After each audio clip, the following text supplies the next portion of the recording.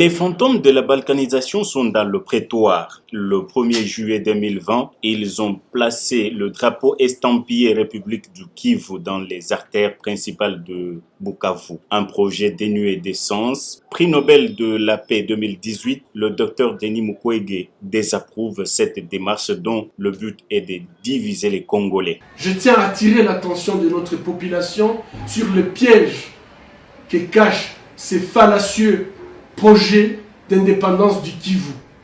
Objectivement, c'est une énième tentative de déstabilisation et de démembrement de notre pays. Tant que l'impunité perdure, souligne-t-il, les criminels continueront à déstabiliser la République démocratique du Congo. Le prix Nobel de la paix appelle les Congolais à la vigilance et au patriotisme. Les Congolais, aux institutions nationales et internationales.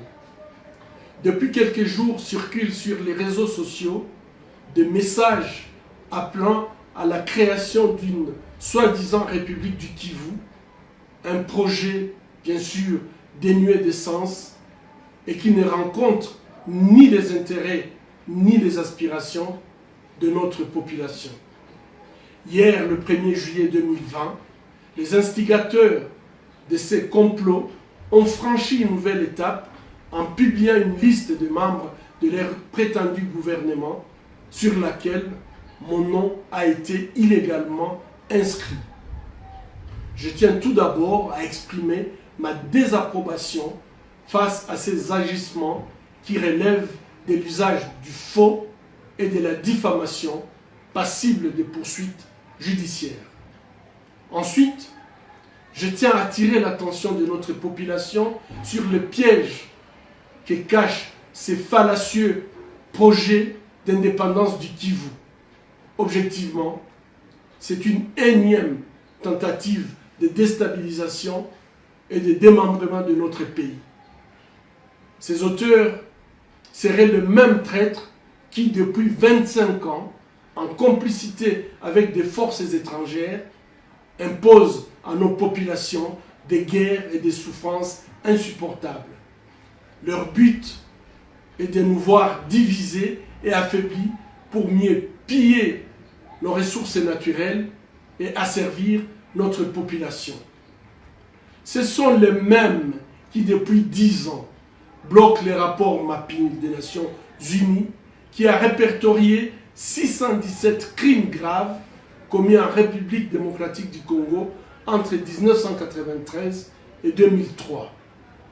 Le décompte macabre continue malheureusement jusqu'à ces jours. Certains peuvent être considérés comme constitutifs de génocide et nous rappelons que ces crimes les plus graves sont imprescriptibles. Rappelons que des femmes ont été enterrées vivantes tout simplement puisqu'elles étaient congolaises. Des croyants calcinés dans des églises, des malades assassinés sur leurs lits d'hôpital, des populations des villages entiers massacrés, des femmes et des hommes violés. Ces crimes de guerre et crimes contre l'humanité ne peuvent être ni oubliés ni rester impunis. Depuis 20 ans, le gouvernement de notre pays, l'Union africaine et la communauté internationale ferment les yeux sur ces crimes dont la liste des auteurs présumés a été même expurgée du rapport mapping à la demande et sous la pression de certains États impliqués dans les guerres qui continuent d'endeuiller notre pays. Chers compatriotes, tant que l'impunité perdurera, les criminels continueront à déstabiliser la République démocratique du Congo. J'appelle notre population à la vigilance et au patriotisme. Condamnons tous ensemble et avec énergie ces projets de sécession et de balkanisation de notre pays. Ne soyons pas naïfs. Ce qui nous tue et nous humilie depuis 25 ans ne travailleront jamais pour notre intérêt.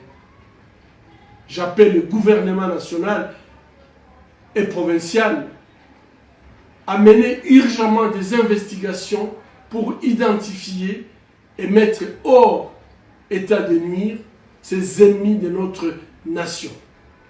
J'appelle les leaders de notre province, les forces vives de la société civile et les médias patriotiques à exprimer leur indignation et leur rejet de ces complots. Je les appelle à sensibiliser notre population afin qu'elle préserve l'intégrité de notre territoire national tel que reconquise le 30 juin 1960 et qu'elle continue à défendre la Constitution et la souveraineté de notre pays.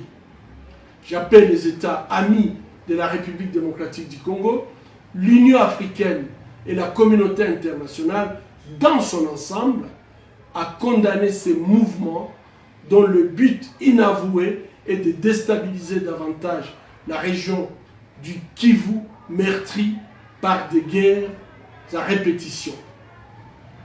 J'appelle la justice congolaise et la justice internationale enfin d'œuvrer à l'établissement d'un tribunal pénal international pour le Congo et ou des chambres spécialisées mixtes pour poursuivre et condamner les auteurs des crimes commis au Congo depuis au moins 30 ans jusqu'à ces jours.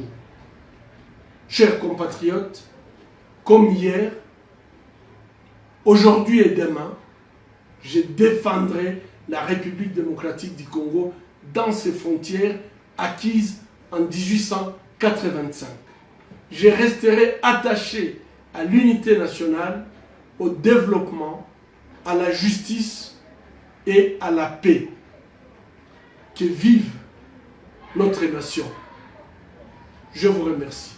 Toutefois, le Nobel de la paix affirme son indéfectible attachement à l'unité nationale, au développement et à la paix. Il promet de défendre avec énergie la République démocratique du Congo dans ses frontières de 1885 décidées à Berlin.